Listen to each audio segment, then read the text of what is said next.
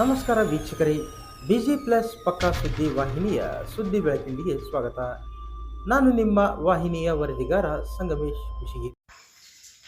ಗುಡುಗು ಮಿಂಚು ಬಿರುಗಾಳಿ ಸಮೇತ ಆರಂಭಗೊಂಡ ಮಳೆಯಲ್ಲಿ ರೈತನೋರ್ವನಿಗೆ ಸಿಡಿಲು ಬಡಿದು ಸ್ಥಳದಲ್ಲೇ ಸಾವನ್ನಪ್ಪಿದ ಘಟನೆ ಕುಷ್ಟಗಿ ತಾಲೂಕಿನ ಜಿ ಬೆಂಚಮಟ್ಟಿ ಸೀಮಾ ಜಮೀನಿನಲ್ಲಿ ಸೋಮವಾರ ಸಂಜೆ ನಡೆದಿದೆ.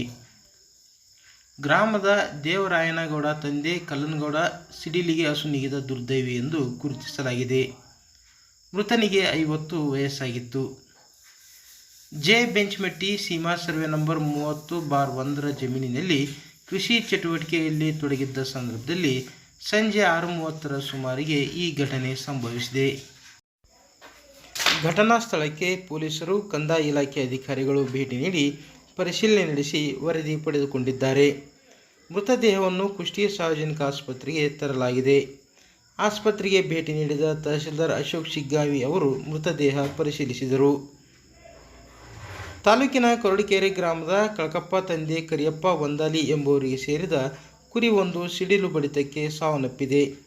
ಈ ಕುರಿತು ಕಂದಾಯ ಇಲಾಖೆ ಮಾಹಿತಿ ನೀಡಿದೆ.